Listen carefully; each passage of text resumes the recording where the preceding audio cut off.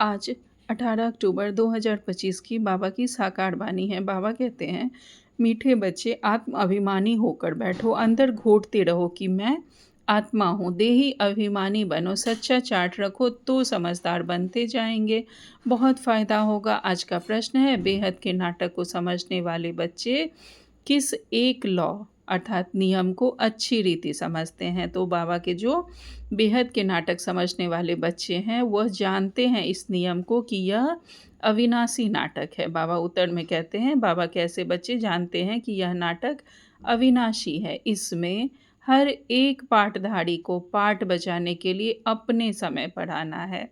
हम लोग सब अपने-अपने समय पर आते हैं। कोई कहे हम सदा शांति धाम में ही बैठ जाएँ, यह तो लॉ नहीं है।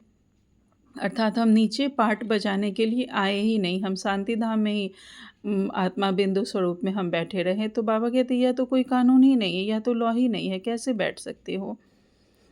बाबा कहते हैं, उसे तो पाठधारी ही नहीं कहेंगे, यह बेहद की बातें बेहद का बाप ही सुनाते हैं और कोई बता नहीं सकता। यह बातें हमें बाबा ही बता रहे हैं। ओम शांति।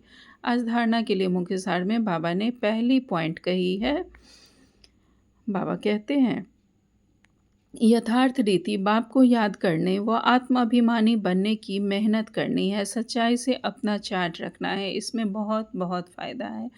यथार्थ रीति बाबा को हमें याद करना है और सदा सोल कॉन्शियसनेस का अभ्यास करना है, लेकिन इसमें मेहनत करनी है। मेहनत करेंगे तभी हमें यह अभ्यास हो सकता है और यह सबसे इम्पोर्टेंट अभ्यास है। अगर ये अभ्यास हो जाता है तो पुरुषार्थ बहुत ईजी हो जाता है। बाबा कहते हैं, सच्चाई से अपना चार्ट रखना है, इसमें ही बहुत बहुत फ़ायदा है। जितना हम सच्चाई से अपना चार्ट रखेंगे, हमें पता चलेगा किस दिन हमारे से क्या कमी हुई, क्या अधिकता हुई, पता चलेगा। दूसरी पॉइंट में बाबा कहते हैं, सबसे बड़ा दुख देने वाला कांटा काम विकार है, इस पर योग बल से विजय प्राप्त कर पतित से पावन बनना है। बाकी किन्हीं भी बातों में से तुम्हारा कोई कनेक्शन नहीं। सबसे बड़ा विकार है काम विकार, तो इस पर हमें योग बल से जीत पाना है, सभी कर्मेंद्रियों को शांत करना है योग बल से। बाकी किन्हीं भी बातों से कोई कनेक्शन नहीं है। पावन बन बाबा की याद में रहना है बस।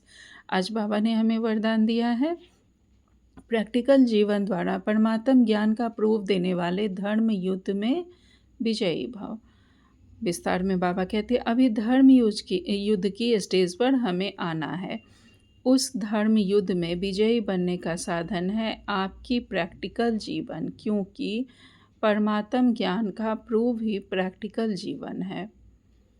इस धर्म युद्ध में हमें आने के लिए हम कितने सही हैं, बाबा जो हमें ज्ञान सुना रहे हैं, जो भी ब्रह्मा कुमारी इसका विरोध करते हैं, तो हम कितने सही हैं, कितने गलत हैं, हम परमात्मा का ज्ञान सुन रहे हैं कि नहीं सुन रहे हैं, वो हमारी पर्सनैलिटी में दिखना चाहिए, वो हमें हमारे प्रैक्टिकल जीवन में अब आ जाना चाहिए। तो बाबा कहते हैं, आपकी मूर्त से ज्ञान और गुण प्रैक्टिकल में दिखाई दे, क्योंकि आजकल डिस्कस करने से अपनी मूर्त को सिद्ध नहीं कर सकते, लेकिन अपनी प्रैक्टिकल धारणा मूर्त से 1 सेकंड में किसी को भी शांत कर सकते हैं।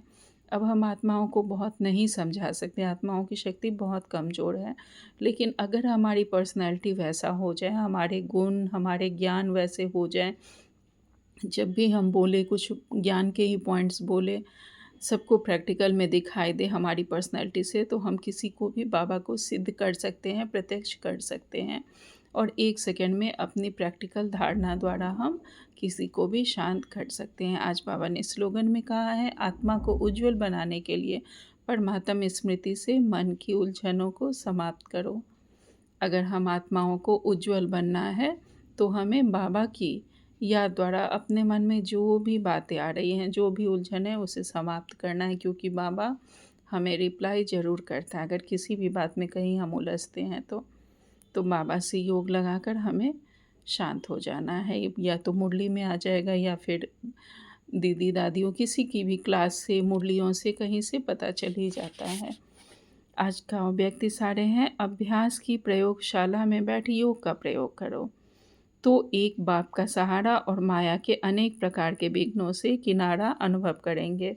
जितना हम योग का प्रयोग करेंगे और बाबा को सहारा मानेंगे, माया के किसी भी वार से बच जाएंगे। अभी ज्ञान के सागर, गुणों के सागर, शक्तियों के सागर में ऊपर ऊपर लहराते हो, इसलिए अल्पकाल के रिफ्रेशमेंट अनुभव करते हो। लेकिन अब सागर के तले में जाओ तो अनेक प्रकार के विचित्र अनुभव के रत्न प्राप्त होंगे। अभी जो हमारा ज्ञान, गुणों और शक्तियों के सागर में हम ऊपर ऊपर ही, बहुत अभी हम अंदर नहीं उतर पाए हैं। यह ज्ञान बहुत डीप है, जितना सुनेंगे उतना हमें कुछ ना कुछ नई पॉइंट्स मिलेगी। जितनी बार देखेंगे कि हम लोग मुरली सुनते हैं, कुछ ना कुछ एक नई पॉइंट टच होती है। तो वही कह रहे हैं बाबा कि अभी ऊपर ऊपर तुम लहरा रहे हो, तो अल्पकाल की थोड़ी देर के लिए रिफ्रेशमेंट हमें फील होती है। लेकिन जब इसी सागर के तले में हम बाबा के ज्ञान, गुण, शक्तियों के सागर के तले में जाते हैं, तो बहुत विचित्र, बहुत अच्छे अनुभव के रत्न हमें प्राप्त होते जाएंगे और हमारा पुरुषार्थ बहुत अच्छा होता जाएगा। अच्छा, ओम शांति। शुक्रिया बाबा।